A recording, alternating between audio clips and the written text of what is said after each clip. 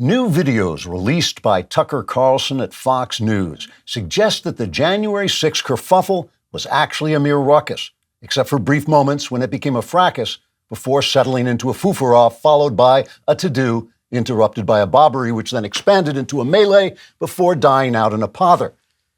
That is, if it wasn't just a bunch of idiots charging into the Capitol building, followed by another bunch of idiots trying to prevent the first bunch of idiots from certifying the election of a new bunch of idiots, in which case all we can say about January 6th is that the Capitol was filled with idiots, just like any other day when Congress is in session. The media hoo-ha over the hurly-burly became a full-blown willy-wall after House Speaker Kevin McCarthy gave Carlson the new videos of the ruction, or possibly foo-for-ah, depending on who's telling the story. Democrats immediately objected to the showing of the videos, saying Carlson was cherry-picking scenes of the pandemonium in order to make it appear to be a mere hoopla, whereas they preferred to cherry-pick scenes of the hoopla to make it seem like pandemonium. Senate Majority Leader and demonic lying dirtbag Chuck Schumer said, quote, "It is absolutely despicable for Carlson's distortion of events to interrupt our distortion of events when anyone can see from our distortion of events that this was much worse than it looks in his distortion of events. You didn't see the news media pulling this sort of thing when Adolf Hitler was trying to overplay the burning of the Reichstag, although perhaps that isn't the best possible analogy, since it's exactly the same sort of thing we're doing and makes us look like Hitler." Unquote. Republican opponents of Schumer responded by accusing the Senate leader and demonic lying dirtbag of being a demonic lying dirtbag. But Schumer claimed he was being completely transparent since demonic lying dirtbag was actually right there in his job description. And anyway, you can tell what he is just by looking at him, so he's obviously not trying to hide anything. The scenes in the Carlson videos do suggest that events at the kerfuffle differed from the bobbery described by House Democrats when they were dishonestly suppressing dissenting voices in order to give their version of the bobbery, which was really just a kerfuffle. For instance, while the guy who dressed in a furry horned hat and called himself QAnon Shaman was sentenced to 4 years in prison after pleading to a charge of joining a bunch of idiots to disrupt a bunch of idiots, the video shows Capitol Police actually guiding QAnon Shaman around the building as if they were giving him a tour. However, the videos do confirm that he was in fact dressed in a furry horned hat, which is also punishable by 4 years in prison, or at least should be. In response to the Fox News report, the media rushed to defend the Democrat narrative by forming a circle around it and beating their shields while chanting loudly in order to drown out the sound of everyone ignoring them while they were watching Fox News.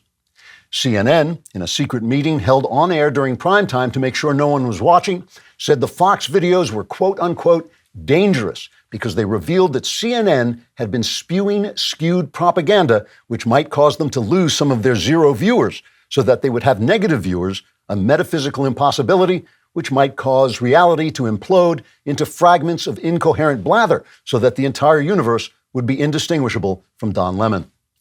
The New York Times, a former newspaper, ran a headline, and this is a real headline, that said, quote, "Republican lawmakers split over Carlson's false January 6 claims." When asked how they knew the claims were false, Times editors replied, "It's right there in the headline." President and venal houseplant Joe Biden also condemned the Carlson videos and drove the point home by falling up a flight of stairs into an airplane where he found one of his male political appointees dressed as a woman and stealing his luggage, causing Biden to fall back down the stairs where he bumped into one of his male political appointees dressed as a woman and calling for the sexual mutilation of children. A scene of such chaos, incompetence, and moral depravity that it caused a bunch of idiots to storm the Capitol building, demanding that the bunch of idiots already in the Capitol building should refuse to certify Biden's election, which was already certified. So it was quite a foo-for-ah, or a hoo-ha, depending on who you ask. Trigger warning, I'm Andrew Klavan, and this is The Andrew Klavan Show.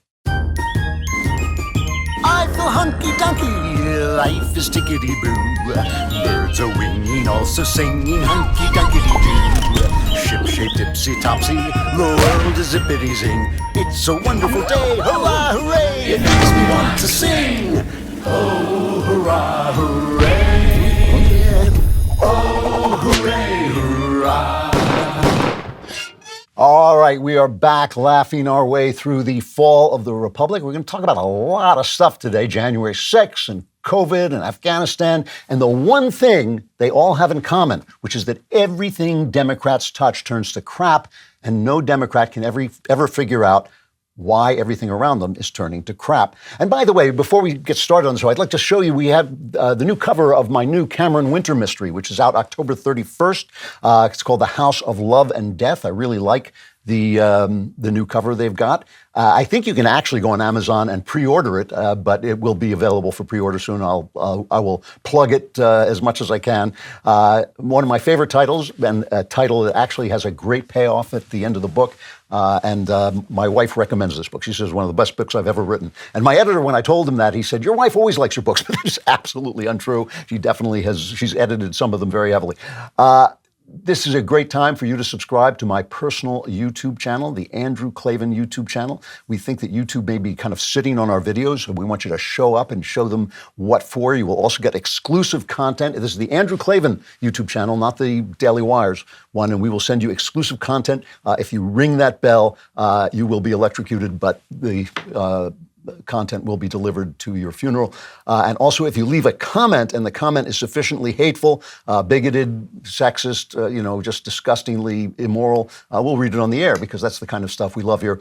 Today's comment is from Jonathan Schmidt, who says, "I just saw the latest Mandalorian episode and they explained that Gina Carano was recruited by the New Republic Special Forces. So that means the Daily Wire is not only in Star Wars, but is also an elite band of freedom fighters." Well, we knew that already. I mean, that's not news. Have you ever stopped to wonder why internet access is so much cheaper these days? Well, it's because internet service providers aren't just making money off subscription fees, they're also making money by tracking and selling your online activity to big tech companies. What's the best way to make sure that your internet service provider can't get a hold of your data? You guessed it, ExpressVPN. ExpressVPN creates a secure tunnel between all your devices and the internet so that everything you do online is encrypted. I love ExpressVPN because it's incredibly easy to use. Just fire up the app and click one button. Plus, it works on all my devices, my phone, my laptop, even my Wi-Fi router. Your data is your business, protected at expressvpn.com/Klavan. Use my link at expressvpn.com/Klavan to get 3 extra months free. That's expressvpn.com/ how do you spell it? It's KLAVAN. No E's in Klavan. There are no E's in Klavan. All right, so normally on this show, we talk about principles, right? We talk about ideas and the clash of ideas. And the funny thing is, the interesting thing about a free country and any place where people are allowed to discuss their differences is good people can prioritize different principles. And that's what leads to compromise. And nobody has all the truth and nobody has all the morals. And it used to be that way in this country where liberals and conservatives would just prioritize different principles. So conservatives would prioritize freedom and liberals would prioritize fairness. And we would say, for instance, no matter how much money Jeff Bezos has, it's his money and he earned it, and the government has no right to take it away and give it to somebody else because they shouldn't have the power to do that. Because if they have the power to do it to him, they have the power to do it to all of us, right? And the left would say, oh, but look at, Jeff Bezos' poor workers. They can't go to the bathroom. He mistreats them and all these things. And so, I still would prioritize Bezos' freedom, but I also believe they're right. That Bezos should treat his workers with respect and with kindness and like human beings, and that a country that is so unfair that people can't tolerate it won't stand long. So there's room for us to debate and where's the borderline, and you push the football back and forth around the 50-yard line. That is no longer the truth because the Democrats are now being run by a far left group who are governed by academic theories that have no analog in reality. Socialism doesn't work. It has never worked. No, there's no place on earth where it has ever worked. Men can't become women. Bad neighborhoods need police. Because they're denying reality, everything they touch turns to crap. This is not a question of principle. This is a question of having ideas that simply do not connect with the real world. And when the thing that drives me crazy is when they look around at the crap, they're like, what happened? I don't understand. What can we do? We must do something. Now we have to go to the government and fix this. Instead of saying, oh, it must be Donald Trump. It's like whatever it is. They cannot understand that they're just out of touch with reality. And the thing about it is we can't even get to the point where we're arguing about reality because we're just arguing about the fact that every single thing they touch has turned to crap, but they never take responsibility. And there's a reason they don't have to take responsibility, and that is the news media. And the news media does not hold Democrats to account. And the reason the news media doesn't hold Democrats to account is that the left runs the news media, and everything the news media touches turns to crap, including everything the left touches turns to crap, including the news media. There was this great clip. This is my clip of the week on Bill Maher. Russell Brand is talking to MSNBC's John Heilemann, who's become this kind of, he used to be kind of a decent journalist, but now he's just this anti-Trump hack. And Heilemann was talking about a legitimate story, legitimate criticism of Fox News, that the Fox talkers did not express their doubts about the idea that the Biden election was stolen, right? They didn't tell people, they didn't think that was true, but they continued to broadcast as if it were true, as opposed to that nice Andrew Klavan on the Andrew Klavan show, who took the hit and took your anger and explained to you that this was not something that had been proven in any way, shape, or form. And this is the reason for this is because Fox News is a business. I'm on a mission from God. It's a difference in the way we act. So Russell Brand says to John Heilemann, you guys at MSNBC are just as biased at Fox News. And Heilemann says, oh, yeah, give me an example. And here is Brand's response, cut one. Do you want an example? Do you want an example? Yes. The ludicrous, outrageous criticisms of Joe Rogan around ivermectin, deliberately referring to it as a horse medicine when they know it's an effective medicine. Yeah, that's not a bad Rachel example. Maddow turning up on the TV saying, if you take this vaccine, you're not going to get it, when it hadn't been clinically trialed for transmission. Non-responsive. You have to listen. Wait. Do you think you can improve response. America by think we could all be determinedly and better. avowedly condemning Fox News without acknowledging that you're participating in the same game? Now, what's wonderful about this is Heilemann can't hear what Brand is saying. He keeps saying non-responsive, because what he's saying is the Fox hosts were saying something different behind the scenes, and so they knew they were putting forward misinformation. But when you have John Brennan on Morning Joe, after you know that John Brennan is a spreader of misinformation on a mission to disinform the public, when you have Adam Schiff on after you know he lies and he's continuing lying and you keep bringing him back on, when you have guys like Donnie Deutsch who compare a sitting president to Adolf Hitler who brought about the murder, the slaughter of 70 million people, and you're comparing Donald Trump like that because you don't like the cut of his jib, you know you're lying. You know you're full of it. You remember when Devin Nunes on the House, he was the chairman of the House Intel Committee in 2018, and he sent a letter questioning how the FBI handled the Russian collusion story. And we now know that the FBI rigged the Russian collusion story for their own purposes. We know they used material that they knew was false. And this was how Heilemann reacted to Devin Nunes's letter, right? This is cut two.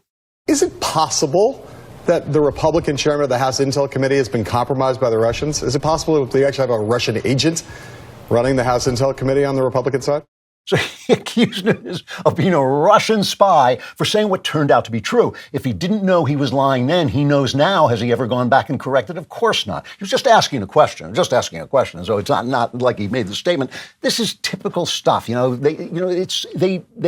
that they're overblown. They know that they're biased, but they never stop. And that's why the news media has turned to crap. They say Ron DeSantis is banning books, and then he comes out and shows pictures of what he's banning in elementary schools, and the news media has to turn off the cameras because it's so filthy that they can't put it on the air. So now, what's happened? 16% of Americans have confidence in newspapers, down from 25% a decade earlier, 35% in 2002. 11% of Americans trust TV news, 53% don't. 11% of Americans trust John Heilemann on MSNBC, and the left can't figure out why. Why did the news media turn to crap? What happened? So they did a report. This is a report from two journalist professors, one from the ASU Walter Cronkite School of Journalism, and they put out a report. It's called Beyond Objectivity, and they interview all these guys in newsrooms. What are we going to do to fix the news media? And they all say the same thing. We've got to get beyond objectivity. We have to get beyond objectivity. This is a real quote. The journalist's job is truth, not objectivity. It's reality, not objectivity, which means they know the truth. The reason you are objective, the reason you let different sides come in is because you don't know the truth. You don't have a monopoly on the truth. So you let the Democrats talk, you let the Republicans talk, and then you let the public decide. That's all objectivity is. It's keeping your stupid leftist opinions to themselves, but they can't do it because they think that the reality is their left-wing worldview. And all the interviews have spout this leftist equity and diversity and inclusion, and they can't figure out why the news media is going to hell. They can't figure out why it's turning to crap because they can't figure out why everything they touch turns to crap. You know, it's like churches. The churches say, well, we're not relevant anymore, so we're going to stop talking about Christ and sin and all that stuff people don't like, and we're going to play the guitar. And suddenly they look around, the church is empty. Where'd everybody go? You know, what has caused this? It must be something in our society. No, it's you. It's you not doing your job. Everything the left touches turns to crap, and they never have to take responsibility about it because the news media doesn't hold them to account because the left runs the news media, and everything the left touches turns to crap. More examples coming up. You know, a lot of people ask me what it's like to have bad hearing, and I always say, what? That is why, because it's so annoying when you can't hear as well as you should. That's why you've got to check out MD Hearing. MD Hearing is an FDA-registered rechargeable hearing aid that costs a fraction of what typical hearing aids cost. MD Hearing's new Neo model costs over 90% less than clinic hearing aids. And the Neo is MD Hearing's smallest hearing aid ever. It fits inside your ear. No one will even know it's there. MD Hearing provides clinic-level care via telemedicine from doctors and licensed hearing professionals. You get a clinic-level experience without ever having to leave home. MD Hearing has sold over 1 million hearing aids, plus they offer a 45-day risk-free trial with 100% money-back guarantee, so you can buy with confidence. Go to mdhearing.com, use promo code Klavan to get their new buy one, get one for $149.99 each when you buy a pair. Plus, they're adding a free extra charging case, a $100 value just for my listeners. Go to mdhearing.com and use promo code Klavan to get their new buy one, get one for $149.99 each when you buy a pair. And I know what you're thinking. You're thinking, how do you spell Klavan? And I don't know because I can't hear it, but I think it's Klavan. Klavan, there are no e's in Klavan.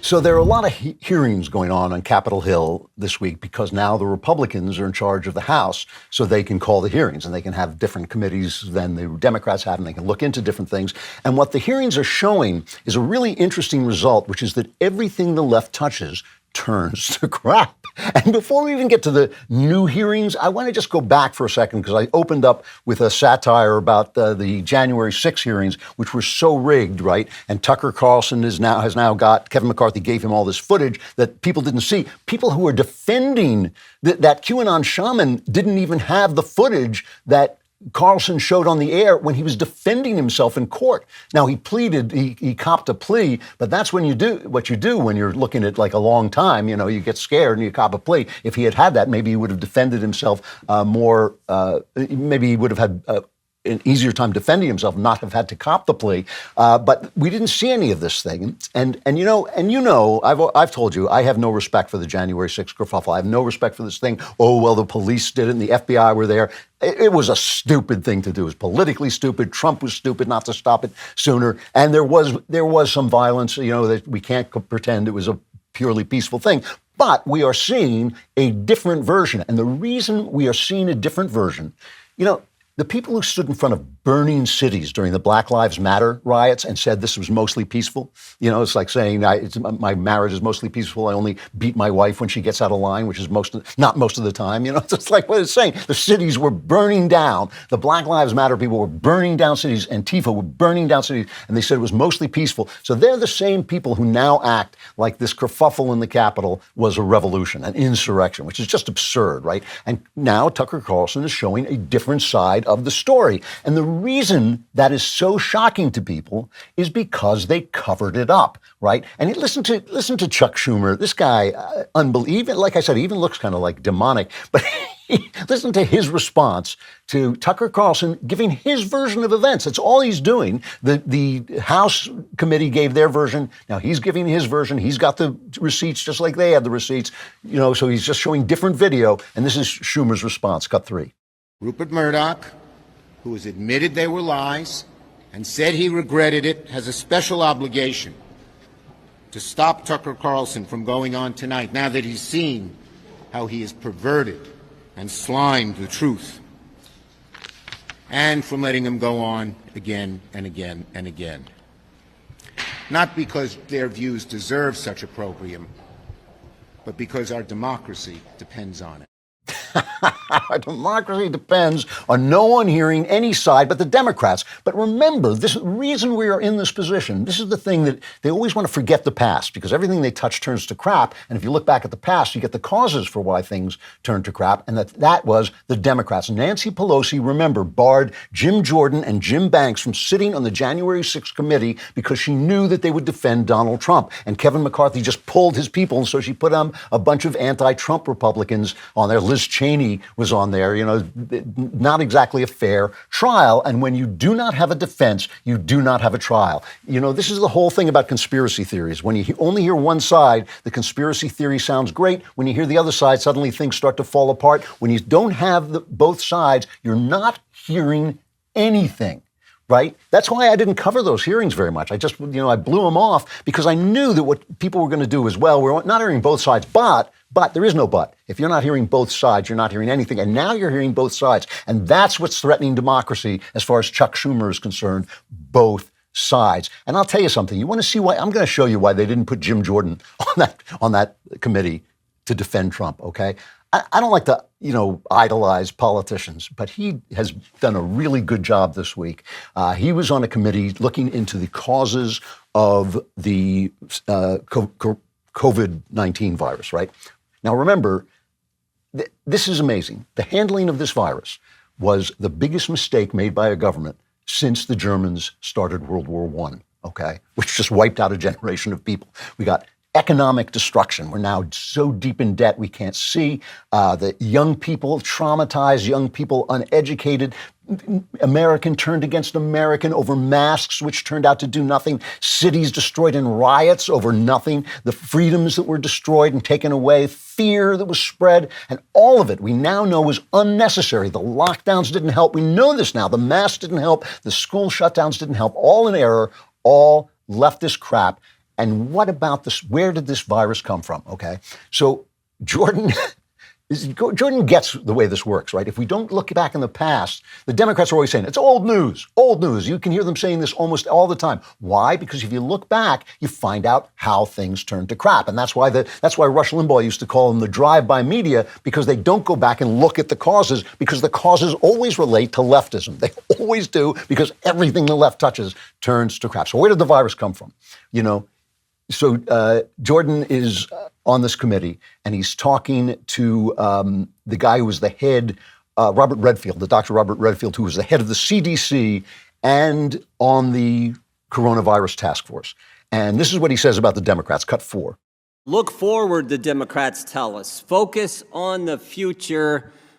Might have started in a lab, might have happened in nature. But here's the question I keep coming up with. If it may have been a lab, may have been nature, we're supposed to look forward, then why did Dr. Fauci work so hard for just one of those theories? Yeah, so that's the question. That's the question that he's putting forward. If we're not supposed to look back at the past. We don't want to look back. Let's look to the future. But there's some questions in the past. Why don't they want to answer those questions, all right? So he's talking to Robert Redfield, who was head of the CDC, and he was on the coronavirus task force. Now, Anthony Fauci and what's his name? Francis Collins, is that his name? Got emails from two doctors, Christian Anderson and Robert Gary. They wrote an email to Fauci that said, this disease looks like it was engineered. Okay, he writes this email, and Jordan asks Redfield, head of the CDC at the time, about these emails. Cut 5. Did he share that email with you, by the way, Dr. Redfield? No. As a member of the task force, as the head of CDC, did he share that email with you? No. Okay. Next day, February 1st, Dr. Gary sends Dr. Fauci another email. That email says, I don't know how this happens in nature, but it would be easy to do in a lab. Did he share that email with you, Dr. Redfield? You didn't see either one of those emails, even though you're head of CDC, even though you're on the coronavirus task force that had been formed just 3 days earlier. No. Okay, so now remember, we're talking Wuhan lab. Did it come out of the Wuhan lab, or did it come out of their wet markets or whatever? And the doctors say, look, I don't see how this develops in nature, but it could easily be made in a lab. And suddenly, 3 days later, these two doctors changed their minds, okay? When this happened, the New York Times, so help me, ran a story saying, isn't it wonderful, the scientific method? The scientific method, you make a mistake, and then you study it, and you get the facts, and you change your mind, okay? But there was one thing the New York Times didn't cover about this wonderful scientific method, and Jordan covers it in questioning Redfield. It's cut 6. 3 days after they say it came from a lab, they changed their position, and the only intervening event's a conference call with Dr. Fauci and Dr. Collins. Again, a call that Mr. Redfield was not allowed to be on, the head of CDC and on the coronavirus task force. And then 3 months later, shazam, they get $9 million from Dr. Fauci. Well, isn't that something? $9 million in grants go to these guys who are suddenly writing that it didn't come from a lab. No, it just developed in nature. Just developed at the wet markets. So some pangolin, just was smoking too much or something, and he got this virus and he spread it to the rest of us. Even though 3 days before it couldn't have happened, they published in big journals that no, this was just a natural thing coming out. And then suddenly they get a $9 million worth of grants to go forward with this research.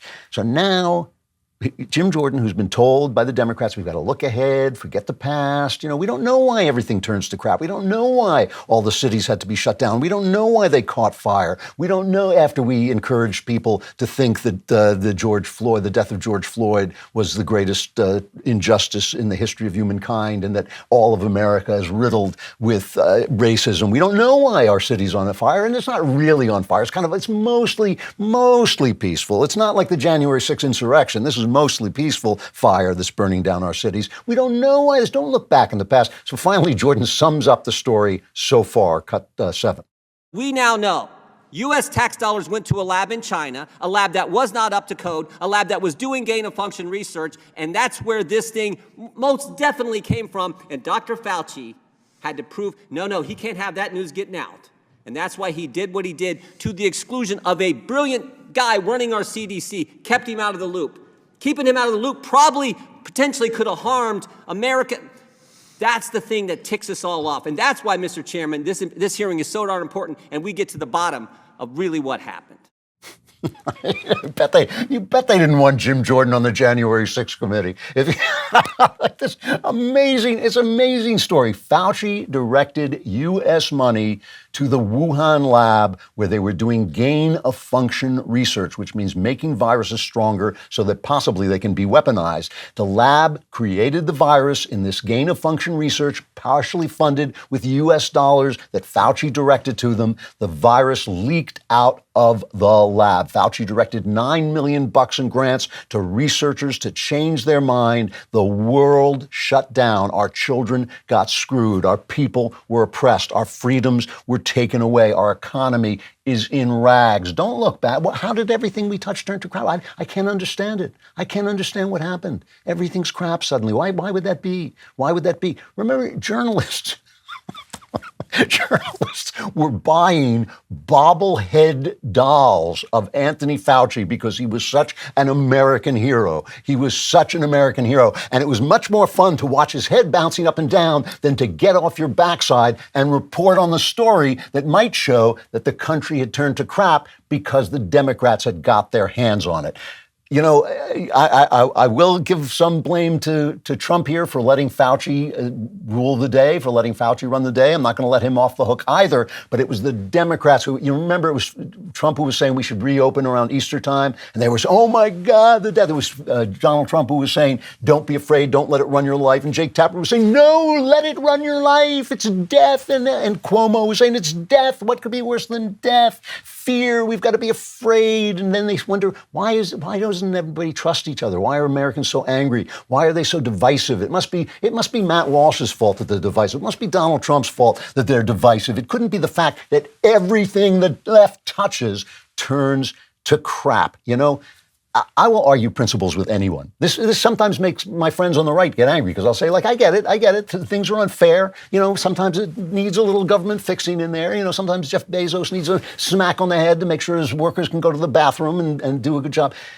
But I will argue, everybody at the Daily Wire argues principles. Ben and Jeremy and Michael Knowles and we have all argued principles. We have very different priorities. Not very different, but we have different priorities. But here's the thing. Ben and Jeremy and Michael Knowles and maybe even me are good at what we do. We do a good job. When we don't do a good job, we clean up the mess and try to get better. We don't sit around and say, oh, everything's broken. How'd that happen? We take responsibility. These guys have detached themselves from reality because it makes them feel nice. And now they can't understand why reality doesn't work the way they want it to work. One more. I got to show you one more in just a sec. When you're running a business, your employees can create all kinds of interesting situations. For instance, if an employee reports a serious issue like sexual harassment, do you have a documented policy for how to handle that situation? It's questions like that. That's why you need Bambee. Bambee gives you access to your own dedicated HR manager who's available to you by phone, email, and real-time chat. They'll help you run employee onboarding, terminations, and performance reviews. With Bambee's HR Autopilot feature, you can automate important HR practices like setting policies, employee training, and feedback procedures. All of Bambee's HR managers are based in the United States, giving you the HR expertise and personal touch you need. HR managers can easily cost you $80,000 per year, but Bambee starts at just $99 per month. Schedule your free conversation today to see how much Bambee can take off your plate. Go to Bambee.com right now and type Andrew Klavan under podcast when you sign up, spelled BAMBEE.com. Bambee.com and type in Andrew Klavan, which is spelled, by the way, Klavan. There are no E's in Klavan. I just make it look this easy.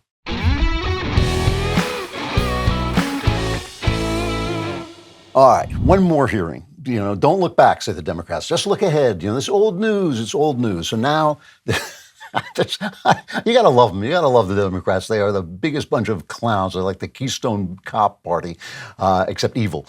They're the House, I believe it's the House Foreign Affairs Committee. They're looking into the disastrous surrender in Afghanistan, right?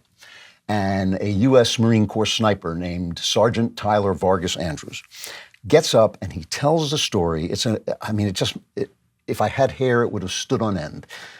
He tells a story of, he's there, he's a sniper, he's in a tower, he's watching Afghans be murdered by the Taliban, and he's not allowed to do anything about it.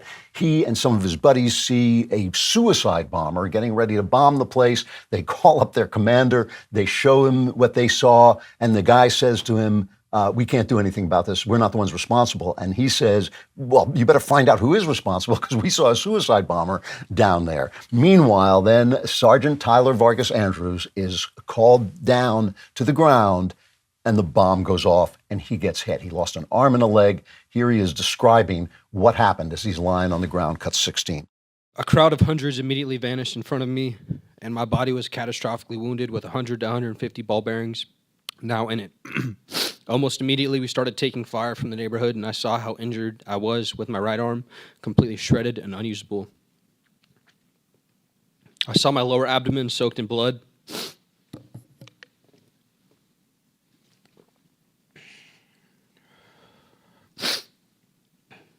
I crawled backwards roughly 7 feet because I thought I was still in harm's way. My body was overwhelmed from the trauma of the blast. My abdomen had been ripped open. Every inch of my exposed body, except for my face, took ball bearings and shrapnel. I tried to get up, but could not. Laying there for a few minutes, I started to lose consciousness when I heard Chaz, my team leader, screaming my name as he ran to me. His voice calling to me kept me awake. That's how you keep people from dying and keep them awake. I had to play that because you have to understand what happened to this guy. It happened to, and a lot of Marines were killed there. But but what he says next is the important thing, which is much less emotional, but much less to the point as he finishes his statement. This is cut 8. I ask you to please ask me about getting shot at the tower in Abbey Gate and how no one wanted my report post-blast. Even NCIS and the FBI failed to interview me. asked me to elaborate on my ordeal post-blast, and asked me about this one little girl and her family that I reunited. Our military members and veterans deserve our best because that is what we give to America. The withdrawal was a catastrophe in my opinion, and there was an inexcusable lack of accountability and negligence. The 11 Marines, 1 sailor, and 1 soldier that were murdered that day have not been answered for. Unbelievable. It was a catastrophe. It was an absolute catastrophe. I don't know if you remember on Backstage, we had this vigorous discussion, vigorous disagreement over whether or not we should have left at all. And I kept saying, you can't even decide whether we should have left. It was such a disaster. It was done so badly. $7 billion worth of military equipment was left behind. That is now showing up in other conflicts with other extremists who are now using that stuff. It's being sold around the world, obviously. The women we elevated from Taliban oppression are back being oppressed again. And what do you think about Putin? Do you think Putin would have gone into Ukraine if he hadn't seen what a clown Biden is, what a disaster that surrender was? Biden announced this was going to happen, and he promised us it was not going to be like this. This is cut 9 when he made the announcement that we were pulling out. Will not conduct a hasty rush to the exit.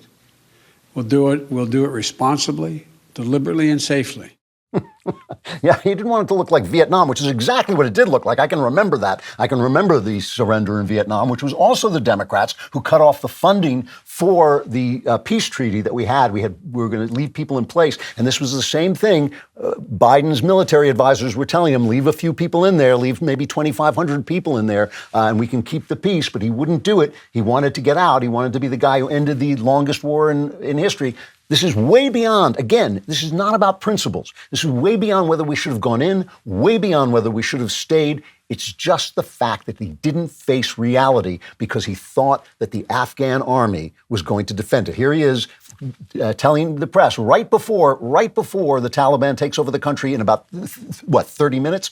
Right before he's telling the press it's not going to happen. Cut 10. Is the Taliban takeover of Afghanistan now inevitable? No. It is not.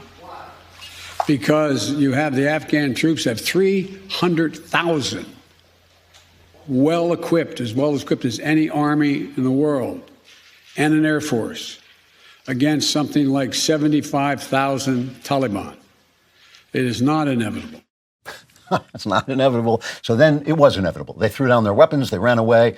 You know, it's like, could we at least say, our intelligence was wrong? Could we at least say, I made the wrong decision. I called it wrong. I thought I got my facts wrong. No.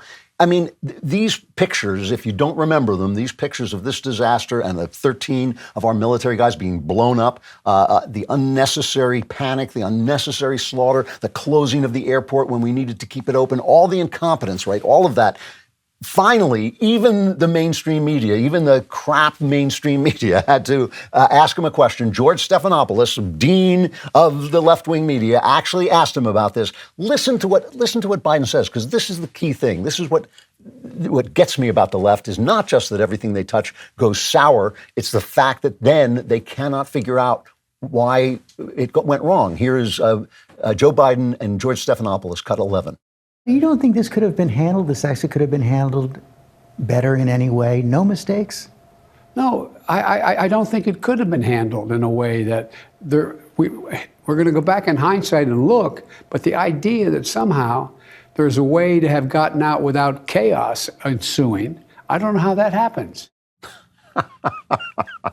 He didn't say that to begin with, did he? He said it was going to be great. It's going to be an orderly. And now he says, I don't see how we could have done it without chaos. I mean, he told us there wasn't going to be chaos. He told us the Taliban wasn't going to take over the country right away. And when all of that happened, did you do anything wrong? Did you get anything wrong? No. We got it.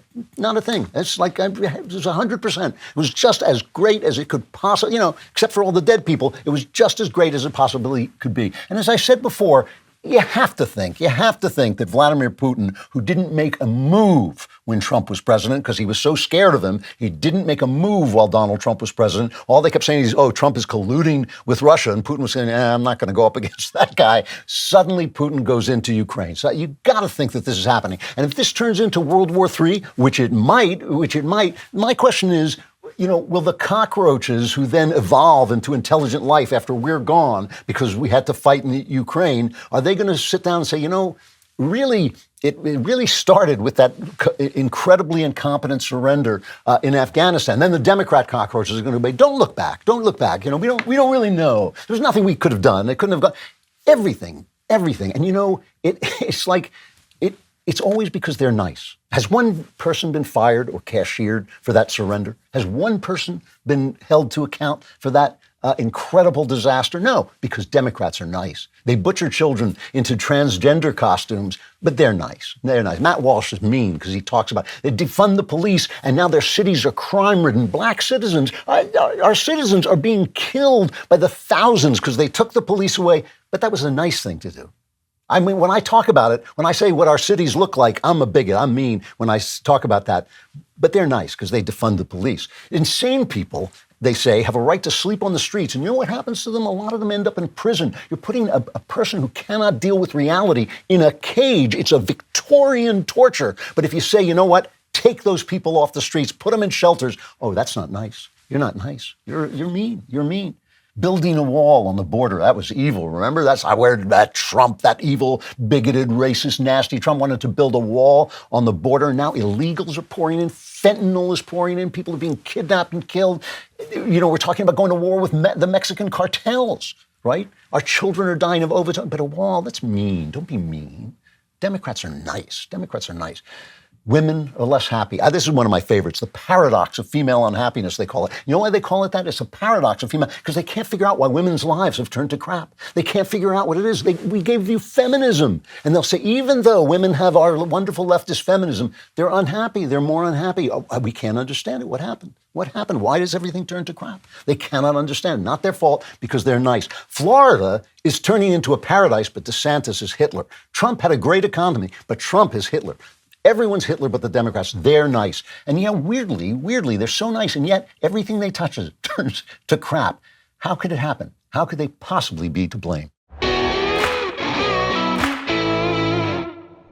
We all hope that we'll never need life insurance, but only I am immortal. The rest of you, mortgage payments, childcare, other expenses don't disappear when you're gone. If you have a family, as I do, you already have plenty of things to worry about. You don't want them worrying about money in a worst-case scenario. A good life insurance plan can give your family a safety net so they can get back on their feet should something happen to you. Policy Genius was built to modernize the life insurance industry. Their technology makes it easy to compare life insurance quotes from top companies and find your lowest price. With Policy Genius, you can find life insurance policies that start at just $25 per month for $1 million of coverage. Some options offer coverage in as little as a week and avoid unnecessary medical exams. Your loved ones deserve a financial safety net. You deserve a smarter way to find and buy one. Head to policygenius.com or click the link in the description to get your free life insurance quotes and see how much you could save. That's policygenius.com. So speaking of things the left ruins and then can't understand why they're ruined, the Oscars are coming up this weekend, and I'm sure you're all not going to be watching them, but you may enjoy. I personally enjoy not watching. I just stare into space. It's just such a pleasure not to be watching them. But there was an interview with Jimmy Kimmel, who will be the host of the Oscars, and he was asked about the fact that nobody's watching the Oscars anymore, the ratings. And this is what he says. He says, I don't know. It's not something that I have any control over. We're excited that there are movies nominated that people have seen, so we're hoping more people watch. But who the hell knows? There's a lot of focus put on the ratings of these award shows, and it's used as a gauge in some ways, but it has almost nothing to do with the award shows themselves and everything to do with television viewing habits in general. So for years, they stand up with their golden, their lame gowns and their golden statues, and they look at us and they say, you guys are idiots. You voted for Donald Trump. You stink. We hate you. You're disgusting. We stop watching. It's like, I don't know what I can't imagine what possibly happened. To discuss this and more, we have the delightful Christian Toto with us. He is a terrific film critic, an award-winning film critic. He is the host of the Hollywood and Toto podcast. If you're not listening to the Hollywood and Toto podcast, you really are missing something, because he's not just talking about movies. He's talking about free speech, about all the things that are bothering us today. And unlike most of the conservative critics, he actually knows about the movies and loves them. Christian, it's great to see you. Oh, thanks for having me. I appreciate it. What do you make of that? That Kimmel quote kind of got up my nose a little bit, because I just feel like it's them, isn't it? I mean, didn't they ruin the Oscars? Listen, there's a kernel of truth to it. It is harder to get a mainstream, wide appeal presentation now. We're distracted. There's social media. There's a million things we could be doing besides watching the Oscars. But, you hit the point. They've been chasing us away for about 5 to 10 years now. This is a terrible, awful show. It is dull. It is way too long. It is preachy. And when it goes to the political commentary, it's one-sided to a fault. So why would half the country even bother? And they've chased us away. We're not coming back. And the fact that they've chosen him to be the host again, this is his third time, is all the clue you need. I mean, listen, if they reached out to Ricky Gervais, a Dennis Miller, or just someone who is wildly apolitical, maybe some people would say, you know what, I love that guy or gal. I'm going to give it a shot. Maybe it got better. You pick Jimmy Kimmel, you're saying, no, we're going to stick our thumb in your eye yet again. And that's what they're doing. Just comparing it to the Super Bowl, which still has these tremendous ratings. The NFL has tried to be as woke and offensive as they can, but people like me actually turn them off. I mean, it cost me pleasure to turn off the NFL, but I did it for 2 years and they backed off. They kind of backed up a little bit, but these guys, they never change. I mean, you're right about Kimmel. Kimmel it's an insult. He's obnoxious, Yeah, I mean, he's a propagandist on late night TV. There's no way to kind of dance around that fact. And, what the NFL does for the most part, it has a great product. And I agree, they have kind of stepped back with the messaging, and that still matters. And we still love the show, the content. There's been great Super Bowl games for the last 5 or so years. And that's why we care. Yeah. This show, listen, they don't want to be funny. They don't want to be entertaining. It's not their mission now. It's about, we have to kind of downplay society. We have to kind of say, oh, Hollywood has been so terrible to minorities. And they have been, but let's not get reminded of it again and again, because this is the night to honor Hollywood. This is the night to say, movies are pretty great. And let's honor the actresses and actors. Let's see who was the best this year. If they stick to that template, I think people would come back, but it's not what they want to do now. And that's why the ratings are so poor. It's really interesting. One of the things they've been talking about is not having an actor and actress category. And anybody who can think 10 minutes into the future realizes that if you only have one award and it's won by a man 3 times in a row, then if the 4th year a man gives the best performance, he's not getting that award. So it just adds this extra stupid thing to it. Who was it? The lady from Fargo, the actress from Fargo, just said that she regretted. What did she say? Do you know about this? Do you know the story? I don't. I know she's been pretty kind of a good virtue signaler, Frances McDormand. Yeah, and she's been pushing, I think, inclusion writers. Yes, that was maybe one of the kind of a cause celeb for her, but I don't know what else. Yes, and she just said she wished she didn't open her mouth. All right, well, let's talk about some of these movies. Sure. The big question, I think, for us is: does Top Gun Maverick have any chance in hell of winning this award? Not in this reality. There's a multiverse where it wins, and I want to go there because that would be wonderful. But we don't live in that multiverse. We live in our plane, and it's not going to win. Listen, anything's possible. There could be this guerrilla-like voting tactic where they say, screw it. This was the best movie. This was the most popular movie. This brought fannies back into the seats. Let's give it a go. I don't see it. It seems wildly implausible. To me, listen, the Oscars are dull in part because we've seen 18 other award shows in the last 2 months. And it seems like everything, everywhere, all at once is just sweeping everything that needs to be swept. So that should win. I can't imagine it not winning. There was some energy about The Fabelmans, the Steven Spielberg, kind of the coming of age story. And it's not a great movie. It's fine. It's perfectly good. But I can't imagine that's the best picture. So I think that's where things will go this year. I haven't seen a lot of these pictures, but I did see Everything Everywhere All at Once and The Fabelmans. And I thought Everything Everywhere All at Once was okay. I was amused. It was fun. But what is it about that movie that the establishment likes so much? Why is it that a movie that they can give the Oscar to, but not Top Gun? Well, there's a couple things here. One, it's a genuinely indie style movie. It didn't have a huge budget behind it. Didn't have a huge marketing muscle, and it made some cash. It made, I think, between 70 and 80 million, give or take. That's pretty good for a smaller film. It's got an Asian cast. I think Hollywood has this deep-seated guilt about people keeping people out of the production, away from the screens for years and years. Again, they're guilty as charged. So there's that. And it just seems to have that momentum. It's a weird thing about award season.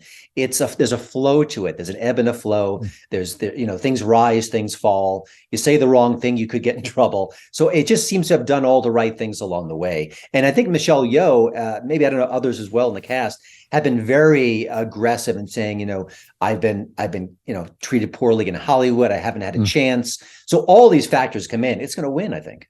Yeah, she is wonderful. I mean, she's just she lights up the screen. There's no question about that.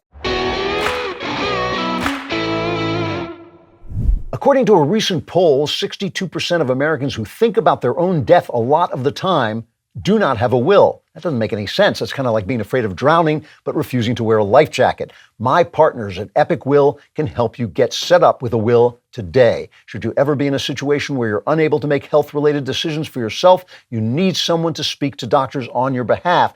For just $119 and in as little as 5 minutes, Epic Will can help you create your last will and testament, your living will, and even healthcare power of attorney. Their team of estate planning attorneys has done all the legal work for you, so all you have to do is tell them about yourself. Go to epicwill.com/Klavan to get my discount code and save an extra 10% on your complete will package. With Epic Will's easy-to-use template, all you have to do is fill in the blanks.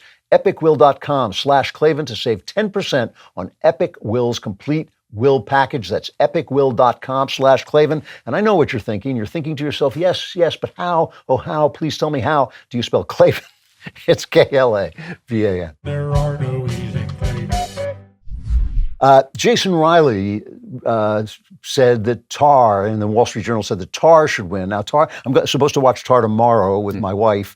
It's 2.5 hours long, so I have to actually, take money out of the bank just so I can afford to sit there for 2.5 hours. Is that good?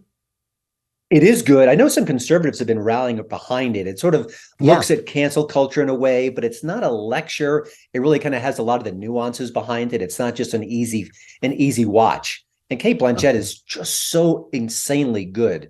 And it really is a wonderful look at the world of classical music. And I love movies that get you into a different experience where I don't know a lot about classical music, but I feel like I got a peek at the curtain to see what goes on. Why is something so special? The artists behind it, the egotism, the power is so fascinating in the movie. So it's very good. It doesn't seem to have the cachet. It also made no money. No one went to see it, despite the buzz, despite everything. It was like, garlic and vampires. They didn't go well together.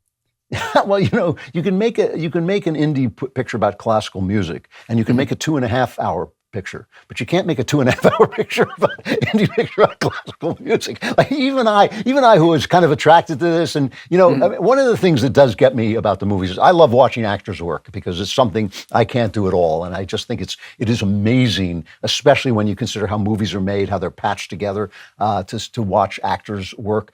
And these people are so talented. They're so talented that when they stand up and tell me that I voted for the wrong person, I just want to kick them into submission. I just want to take them in a back room and slap them and say, go out and, like that scene in Hail Caesar. I just want to slap them and say, make the movie, there's some movies on here. The new thing is they now nominate like 110 movies. and some of them, like a movie called Women Talking, I couldn't get to the end. I couldn't get to the G in talking before my mind turned off. I call it critics sleeping. I mean, is that as bad as it sounds? It's a well-crafted movie. I didn't enjoy it immensely. I had no significant issues with it. I think you can tell the tone of it, what's going on, but it is based on a true story and had some good performances. I don't think it's a Best Picture nominee. One of the ones that made me so curious was Triangle of Sadness. It's an expose. It's a satire on the uber rich. And the first half is wonderful. And you can make fun of the rich all you want. Just do it well. And it's beautiful. Yeah. It's got, it's got a comic sensibility that's just off the charts. And the second half of the movie is terrible. It's like a lecture. It's boring. It's as predictable as you feared it might be. And I thought they didn't get there, but listen, it hit the right target, so it's a Best Picture nominee. Interesting. Talking to Christian Toto. If you're not listening to Christian Toto's Hollywood in Toto podcast, Hollywood in TOTO podcast, terrific stuff. Like I said, it's nice to hear somebody who's both sane and actually knows the movies, which is not always what happened. You know, I had a really interesting reaction to The Fabelmans. No one can beat me in my admiration of Spielberg's talent as a director. But I find him incredibly shallow. I mean, I thought the Holocaust movie was shallow. I thought all his serious movies are shallow, and I thought this movie, while it had a certain amount of charm, especially up to the reveal, I thought the reveal was really great. It had charm. It didn't really delve into this guy's life in a way that I thought was realistic. Am I alone in that, or did you feel that there was something missing from this movie? There's definitely something missing. I think on the surface, it's a fine movie with good performances, an interesting arc. And of course, knowing who Steven Spielberg is today, we want the origin story. We're fascinated by it. But I agree, it doesn't have the complexity. The Seth Rogen character and his romance with Steven Spielberg's mom, it doesn't really resonate. But, you look at the Steven Spielberg body of work, and I don't think sophistication, I don't think nuance is his call. I mean, he's a populist filmmaker. He knows how to put us on a roller coaster ride. I think Jaws is a perfect movie. So he has many strengths, but I don't think that's where his richness is. And I think it's the kind of movie you can watch it and know something's off, but not. It's hard to say, okay, what was it, and point a finger at it. That's absolutely true. I mean, the one thing I really liked about the movie is my wife and I talked about it for like 3 days afterwards for that very reason. We couldn't quite figure out why it wasn't ringing the bell, but it is interesting. Somebody once called Spielberg the greatest second unit director who ever lived, that he does great action scenes. It's absolutely true. Yeah, ouch is right. Avatar, The Way of Water, I hated the first Avatar. I thought it was just an anti-American screed, so I didn't go to see this. So is it any good? I have weird reactions to both films because technically they're flawless. He seems to understand a way to tell a story that does get you involved. He knows, he's a very left of center fellow, but this new movie is all about the nuclear family, protecting your sons and daughters, standing up for what's right. There are very conservative messages within his movies at times, which I think is very interesting given who he is. He once said, I like eco-terrorists, I believe. So that's where Cameron rolls. But listen, the dialogue is inane at times. There are cliches all over the screen, but it is a visual presentation unlike anything I've seen. And I can't dismiss that. So it's almost like he makes his movies in this weird place where, this is bad. This is awful. This could have been a million times better. But you're in your seat and you're having a good time. So there's a lot of different emotions when we watch a film like this now. Yeah, no, there's no taking away these guys' talent. That's what's so frustrating about it. And I personally believe that the conservatives with that kind of talent are literally kept out of the business, that they are actually blacklisted. And after a while, they just don't show up anymore because there's no point. They can go into a different business. I'm running out of time, but let me ask you one last question. John Nolte over at Breitbart wrote a piece pointing out that it used to be that if you won the Oscar, it actually made money. The picture, then people then went to the picture. Completely untrue now, or do you think there's still some truth to that? There's a modest bounce with the nominations. There's more curiosity towards certain titles. It's a little hard to register at times because I see these different streaming charts and it'll say, oh, all the Oscar nominees are way up there. And then I read a second one where they say, oh, no, they're nowhere near the top. So I think there's a little bit of uncertainty within the ranking systems right now. But listen, if you look at the Oscars, I think 4 or 5 of the Best Picture nominees made less money than Jesus Revolution did in 2 weeks. Much less. So, I think that's maybe says it all. I mean, you can look at the ranks, look at the charts to your blue in the face, but that's where Hollywood is today. That's interesting. Christian Toto, he's the host of the Hollywood in Toto podcast. You get it anywhere you get your podcasts, iTunes, any place. Christian, great to talk to you. It's been too long. Let's do it again soon. Love it. Thanks so much. It takes all kinds of talent to keep a workplace running smoothly. I wouldn't know, but that's what it says in the copy. Take the White House, for example. We all know about the standard White House roles, secretary, speechwriter, counsel, etc. But did you know that the White House also has an executive pastry chef, a director of youth correspondence, and a chief calligrapher? Just like growing a business, you need the right people to keep your workplace going strong. If you're hiring, you can fill all your roles with ZipRecruiter. Head over to ZipRecruiter.com/Klavan. Try it for free. ZipRecruiter's matching technology finds the most qualified candidates for you. See a candidate you like, you can easily send them a personal invite so they're more likely to apply. Their user-friendly dashboard makes it easy to filter, review, and rate your candidates all from one place. See why even the most prestigious businesses count on ZipRecruiter. 4 out of 5 employers who post on ZipRecruiter get a quality candidate within the first day. See for yourself. Go to ZipRecruiter.com/Klavan to try ZipRecruiter for free. Again, that's ZipRecruiter.com/Klavan. ZipRecruiter is the smartest way to hire if, and only if, you know how to spell Klavan. It's Klavan. There's no such thing as a stupid job. I don't know, whoever wrote this copy probably hasn't watched this show. But if you're listening to this show, then I'll give you the benefit of the doubt that you have an intellectual capacity that is larger than a turnip. Still, you might be lacking in vision when it comes to your job. Thankfully, Jordan Peterson is here to set you straight in his new 5-part series on DailyWire Plus called Vision and Destiny. Here's a clip. If you have the opportunity to have a job, and you're not working with people who are entirely tyrannical and pathological, if you make the right sacrifices in that position and you have the proper vision, which isn't based on resentment, oh, why do I have to do this stupid job? It's like, well, it's going to be a stupid job if that's the attitude you have towards it. Instead, if you try to foster all the interpersonal relationships you have in that environment, you'll find that there's an infinite amount of possibility right there in front of you, like there always is. Totally true. It's every job is a good job. We just have to do it as a good job. The 4th episode of Vision and Destiny is out today. New episodes are releasing every week, but it's all exclusive for Daily Wire Plus members. Join now at dailywire.com/subscribe to watch Vision and Destiny. All right, so we're talking about the fact that everything the left touches goes bad. Everything they touch goes bad, and then they can't figure out why. And there was such a beautiful example of this in the New Yorker magazine, and it's one that's very dear to my heart, a subject that's very dear to my heart. Been a lot of talk about this. This is a massively long article, and I read every word of this piece. I don't know if you guys have ever seen the New Yorker, but the stories in it just go on forever. They're like book-length stories. It's called The End of the English Major. Enrollment in the humanities is in free fall at colleges around the country. What happened? What happened? So I read every word of this. It took me, I think, about 7.5 weeks. I could have told them at the beginning. The left took over the humanities. The humanities turned to crap. But they were just like, what happened? What happened? Before we get to the article, I want to start with a personal reminiscence. And this was in my memoir, The Great Good Thing. I was a lousy student, and I didn't pay attention. I was a renegade. I was a rebel. I didn't want to have anything to do with it.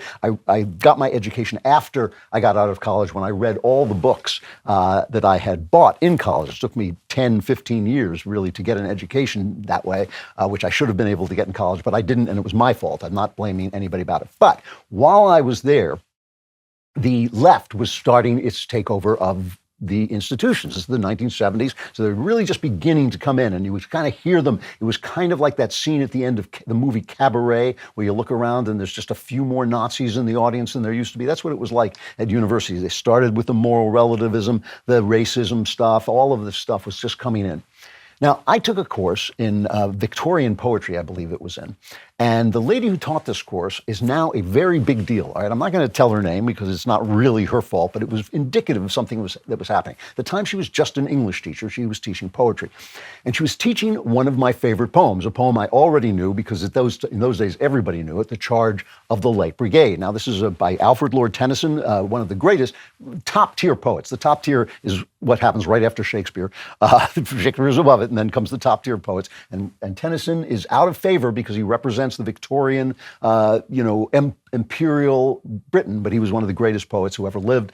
And this is one of his greatest poems, The Charge of the Light Brigade, which is about a charge in 1854 in the Crimean War. The Light Brigade, because some orders got screwed up, was sent to charge full frontal into a line of guns, of cannons, right? And they were just blown away, and people watching them from above saw they were so disciplined that as each one of them was blown away, they would just close ranks and keep going, and they actually charged through the guns. It was one of the great tragedies, one of the great screw-ups in military history, but it was also one of the great acts of nobility. And in this brilliant, brilliant poem, Tennyson manages to capture both the glory of it and the stupidity of it, just the kind of, there's a line in it, someone had blundered, but at the same time, you understand the incredible courage of these men, but you understand also that they are being sent to their deaths for no reason. And so we're reading this brilliant, brilliant poem, and this girl stands up in the class, a student stands up and says to this lady, who would later become a very, very big deal in the English game, says, "Why are we learning this poem? It's pro-war. Why are we talking? Why do we like this poem? It's pro-war. It glorifies war." And the teacher could not answer the question. She shrugged. She literally just, I don't know.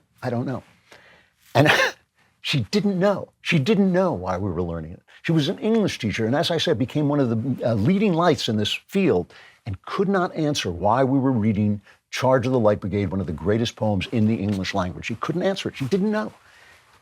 So I was so upset that I leapt to my feet, and I couldn't talk. I was completely inarticulate. I just babbled for a few minutes, and I kept saying, the poem goes half a league onward, all in the valley of death rode the 600. You've maybe heard the famous line, "There's not a reason why, there's but to do or die." And so it's like this beautiful poem. I was saying half a league onward, so you can hear the horse's hooves. I was trying to explain, and I couldn't. I finally just flopped back into my chair, completely inarticulate, made a complete fool of myself, because if you couldn't hear why that the poem was great, then you shouldn't be learning about poetry in the first place, because you're an idiot. And the thing is, this was an ignorant child, because all children are ignorant. That's what being a child is about. You come to college to be taught.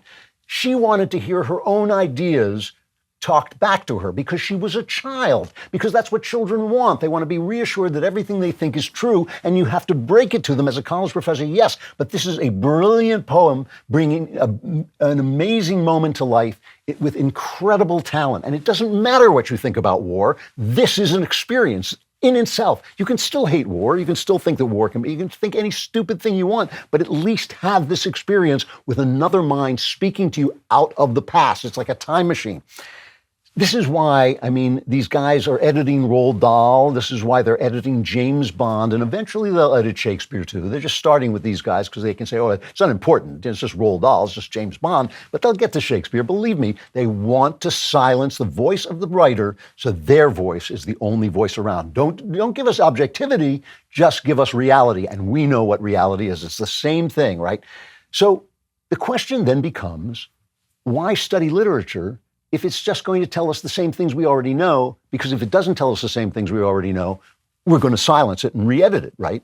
So they can't figure out why nobody's taking English classes anymore, because you don't get anything from English classes. You just get the left telling you what you already know because you read it, because you were taught it in high school.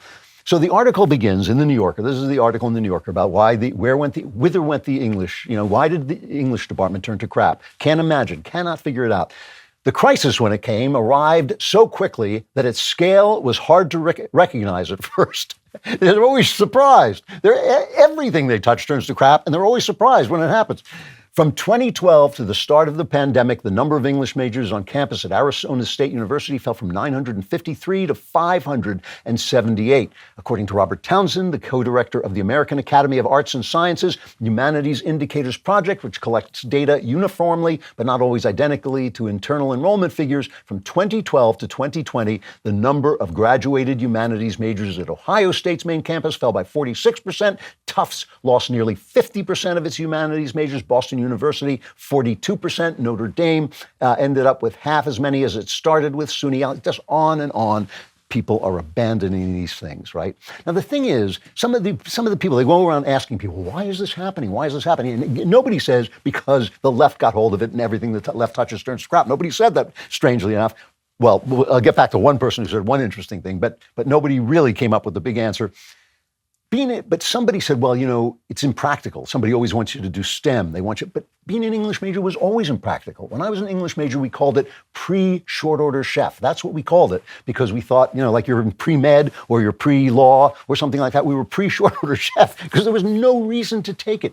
But even as a bad student, I learned stuff filtered into my mind. I was at UC Berkeley, had the second best English department in the country. There was Yale and UCB. So I was getting great professors. And even though I was a dope, and even though I didn't show up for things, and even though I was drinking and chasing girls, doing all the stuff that you'd think I was doing, I was, you know, I got something. I learned, for instance, that the Greeks came before the Romans, and the Romans came before the Europeans, and the Europeans came before us. That's an important thing. You start to see, oh, there was an idea working itself out over thousands of years in great literature. I realized that the West is unique in its ability to self-reflect, that only the West's artists can win say the Trojan War, and then they can defeat the Trojans. The Greeks can defeat the Trojans, and then the Greeks write plays about how badly the Trojans were treated. I mean, that's only in the West. You know, you think about the Middle Ages, and you think, oh, back then everybody was pious and holy, and the church was in charge. And then you read Chaucer, and it's filled with sex. People are constantly writing to me, why is there so much sex in your books? It's not like the good old days. They should read some Chaucer. You know, if you can get a translation and get it in modern English instead of Middle English, as girls sticking their butts out the window because guy wants a kiss and it's too dark for him to know, and then like farting in his face. I mean, it's like amazing stuff that is going on in the depths of the Middle Ages in the 13th century. And then, of course, there's Shakespeare, who in some way invented who we are. That is, he put on paper what it means to be a man and a woman in a Christian world. People say he's a secular artist. That's not true. It's just that his Christianity is so deep, it just permeates the world, and people don't have to talk about it all the time because it's just the way the world works. So you can break the moral web, you can bend the moral web, but the moral web snaps back in Shakespeare all the time. If you kill your way to the top of the throne, the ghosts of the people you kill are going to come back and haunt your conscience, and your life is going to become meaningless. It's a realistic portrayal of life. Now, you don't have to agree with Shakespeare. You can think, no, I don't want to live that way. You can think, no, there's a better way to live. You don't have to agree with any of these guys, but visionaries are speaking to you from the past. It's as if people had come to you in a time machine and said, this is what it's like. And they're genius people. They're not your professors who are second-rate people. They are genius people with vision and talent that comes from God. They're being spoken to by the muses from God. This is what Shakespeare is doing. He's channeling stuff. He's not just thinking it up by himself. You know, the Folger Shakespeare Library, one of the greatest Shakespeare libraries in the world, what are they teaching over there? Go look at their website. Exploring Race and Whiteness in Shakespeare. Now, the funny thing about that, Shakespeare says a lot of things about race. He has a lot to say about race. If you want to read a great article about it, go to City Journal and look up A Nation of Iagos. Absolutely brilliant article by one of our great, that's by me, I'm joking, but it is still a good article about what Shakespeare has to say about race, A Nation of Iagos. But he's not talking with CRT. If you're talking CRT, critical race theory, you're not talking Shakespeare, you're talking you. He said it had a lot to say about gender, but if you're talking feminist theory or queer theory or critical race theory, you're obscuring the voice of the author. And so when a kid says to you, why should I learn this when I'm just learning you? I'm not learning genius, I'm not getting a visit from the past.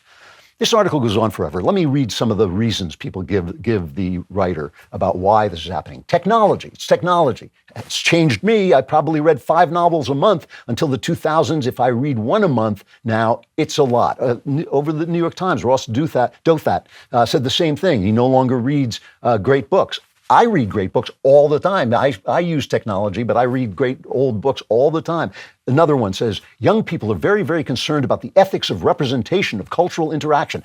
You think that just popped into their heads? This is what they say. She says, several teachers described young people as having an orientation toward the present to the extent that many students lost their bearings in the past. The last time I taught, says one teacher, the last time I taught the Scarlet Letter, I discovered that my students were really struggling to understand the sentences as sentences, like having trouble identifying the subject and the verb. Their capacities are different, and the 19th century is a long time ago. It's not the 19th century being a long time ago, it's you Who the hell taught them in high school? You did, just the high school version of you. It's leftists who've taken over our education department, so these kids are ignorant. That's the problem. The problem is not they're oriented to the present. It's that nobody's taught them about the past. It's your fault. That's why this is happening. One teacher said, there's a real misunderstanding that you can come in and say, I want to read post-colonial texts. That's the thing I want to study. And his answer is that all the big writers you want to study, the black writers and the Indian writers and the writers from other cultures,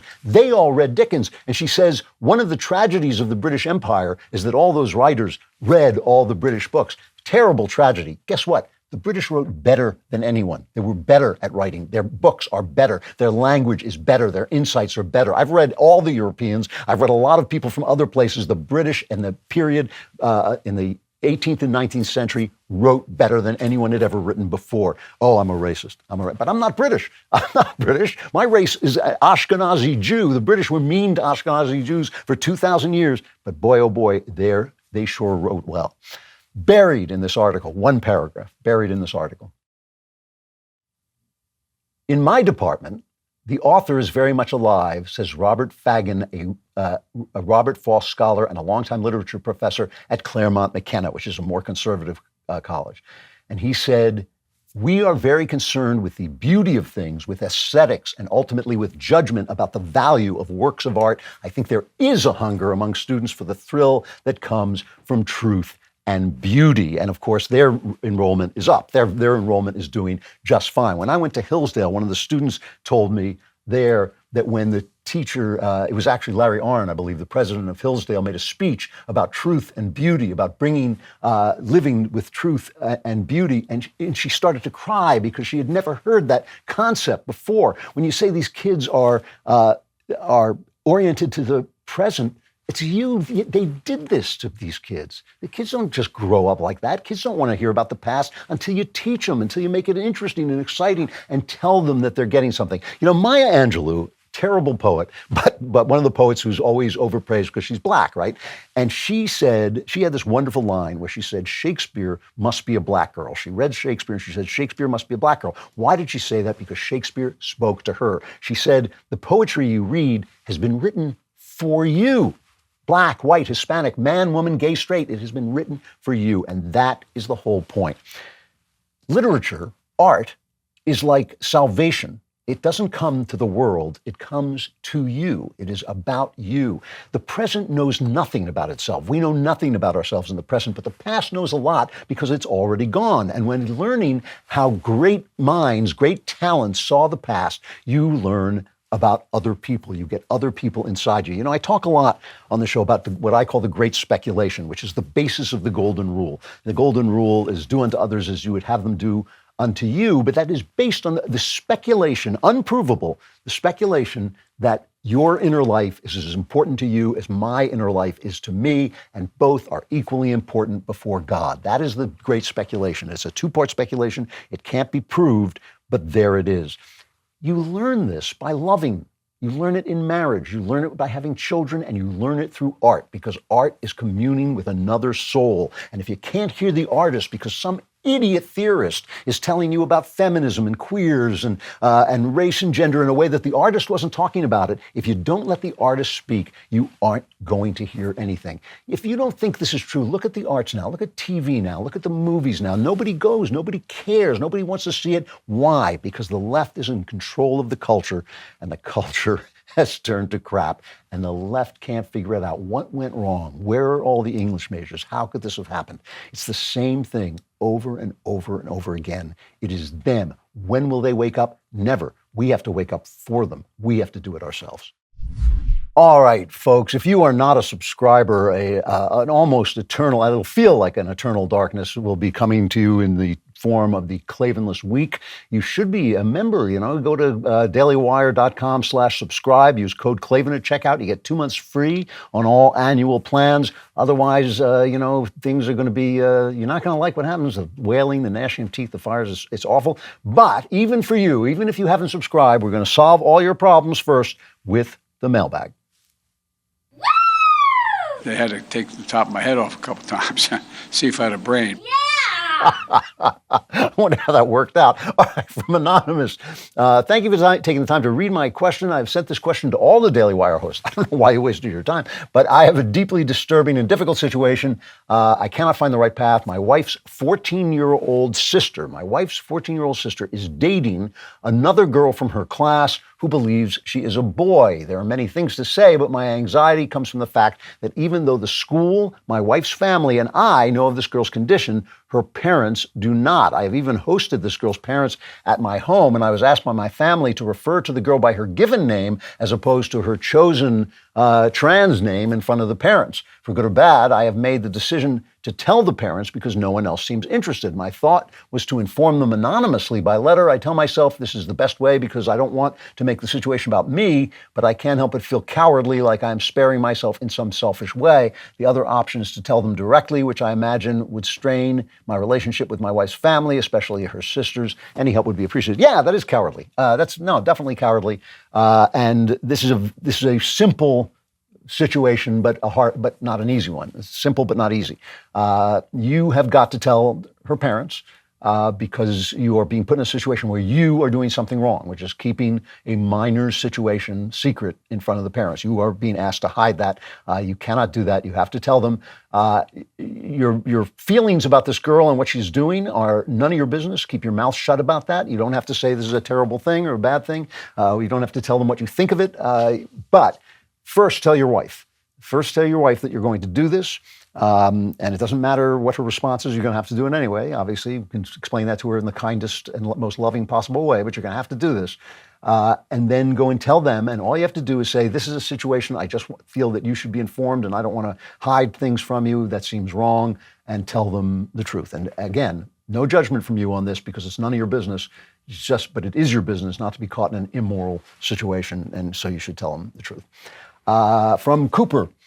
Hey, Drew, I've noticed a cultural issue with conservatives being hesitant to tell people what they shouldn't do. A lot of them seem to be comfortable saying get married and go to church. But when it comes to things like trans, they seem hesitant to say no. Why is this? What can be done about it? Great question. It may take me the rest of our time to answer it, but it's a great question. There are two essential reasons, and they're kind of combined. They're kind of intermingled. One is conservatives believe in freedom. They believe in individual freedom. And so we believe that we should leave people alone if they're not picking our pocket or breaking our leg, as Thomas Jefferson said. That doesn't mean you are necessarily libertarian, but there's a difference between things that are your business and aren't your business. You know, it may not be good for somebody to say practice S&M, even in private. It may not be good, but it's none of your business, and it's none of the government's business, and so you leave them alone. So you don't want to tell people, what not to do when you are butting in.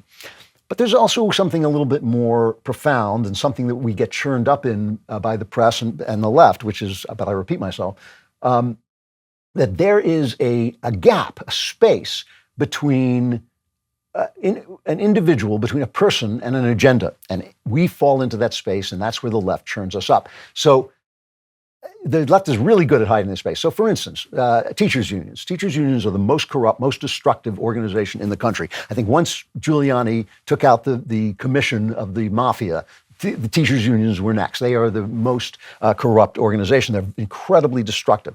But teachers are often lovely people, right? Miss Brown, who's teaching your kid in third grade, might be a lovely person. So when somebody says we've got to get rid of the teachers union, the teachers immediately put Miss Brown on TV and say, oh, I'm so lovely, you're going to take away my salary, you're going to take away my pension, and you get caught, right? And Arnold Schwarzenegger is voted out of office. The same thing is true with all these things, like trans kids. A kid who's confused about his or her sexuality is to be not. You just have to have compassion for that. That's a painful thing. It was probably induced by some leftist clown, but still, it's a painful thing. You remember what it's like to be an adolescent. It's hard. You're confused. Sex is one of the most confusing things about it. So when we say it is a bad thing to have a trans agenda to tell people they can change their sex when they cannot, when Michael Knowles, the mass killer of transgender people, the great exterminator, says this should be exterminated, what he's saying, it's a lie, and so children shouldn't believe that it can happen. They shouldn't believe that they can change sex. But still, when that one person comes out and says, oh, but I'm so confused, and obviously you have compassion for that person. And because the left owns the press and because everything the left touches turns to crap, they come out and they say, oh, how can you do this horrible thing to this individual. No society, Ben likes to talk about people should have roles. They should play the role of being a father, being a husband, being a wife. Yes, of course, that's the best thing for society and the best thing for individuals. But within that role, some people are not suited to that role. Some people have very, very eccentric personalities that don't fit in that role. And in a free society, we understand that tension, the tension between what society needs and what people need, and we're always trying to judge where that tension is. Where that tension should go. Well, it might be okay. For instance, gay people are a perfectly good example. That people are gay and want to live their lives as gay people is not really any of your business, no matter what church you go to, no matter what you believe. It's none of your business. But to say, gay pride and we should celebrate this is something different. And society might be bad for society, even though, of course, leaving people alone is simply the decent thing to do. And so, in that tension, right, there's a tension between the good of society and the good of people. The good of individuals is always a better story than the good of society. And since the people on the left are very good at telling stories, this is why they're good at telling stories, it's always easy to tell a story about how poor Jane, all she wanted to do was be with her lesbian lover, and the mean, conservatives didn't like that, and so they, made her life miserable, and they ended up killing themselves or whatever. It's easy to tell that story, and so we get caught. We don't want to be mean, we don't want to be cruel, but we are saying, really the best thing for a society is to elevate male-female marriage. That's what I believe. I think the best thing for a society is to elevate and privilege male-female marriage. Man and woman creating babies is what society needs. Now, if somebody can't fit into that role, if somebody can't, do that, if somebody has to go a different way, I'm sorry, it's just not my business to listen at people's doors and find out what they're doing, or even to tell them on the street, I don't like what you're doing. It's none of my business. However, as a society, I feel we elevate those things. So it's very hard to tell that story. It's very hard to get it across. There's always somebody saying, well, what's going to happen what if a child is raped by a devil and then has and then is pregnant with a devil's child? Shouldn't she be allowed to get an abortion? You go buzz off. That is the only right answer, but it makes you look bad. So that's why we get caught in that space between society and the individual always makes a better story. There's one from Richard. He says, I'm in serious need of advice. I'm a young adult and recently got gay married. He puts married in quotation marks. I was born and raised a Catholic. And I'm feeling that my faith is coming back, and I'm having second thoughts. Almost 6 months into my quote-unquote marriage, I'm starting to have what I think are regrets. I believe God put this man into my life based purely on the insane amount of coincidences, but I have a gut feeling that I may have made a wrong decision. I have a longing for children of my own, and even romantically, I feel like I'm missing the satisfaction and wholeness I would get from having a wife. As I grow closer to God, I'm afraid I'll grow further from my quote-unquote husband. I'm willing to follow God wherever he leads me, but I'm scared, lost, and don't know what to do. Many thanks and prayers for you, your family, and the work you do for DW. There's a possibility that this letter is not real. There's something that's too pat about it, but I'm going to treat it as if it's real, because it might be real and it could be real. I think that's the thing. Here's what you need to do is you need to do what God tells you to do, not what the church tells you to do, not what people tell you to do, not what your friends tell you, not what your enemies tell you. You need to do what God tells you to do. And the way to do that is to pray and to read the Bible and to talk with people who will consult with you in a way that you trust. And obviously, the one thing you should not do, that you don't need God to tell you this, you should not marry a woman if you're gay. If you're going to leave her and your children because you can't fulfill that obligation because you feel like you should be somewhere else. So I can't tell you what you should do with this person that you've promised to live your life with, but I can tell you that God will talk to you, and if you take your time and you pray and you listen and you consult your heart. That is the thing. I think everybody should do this with their sex lives. I think every single person should, not torment yourself over it, but, find out what it is in your sex life that could be more immediate, more real, and more alive, and use your sex life to bring you closer both to the person you love and to God. So that's what you should do, and good luck, because I can't answer a question that only God can answer. Got to stop there. Don't forget the DailyWire. Go to dailywire.com/subscribe, code Klavan at checkout, 2 months free on all annual plans. Plus, we won't have to dump you into the Klavanless week so fast, but you can be in the members block coming up.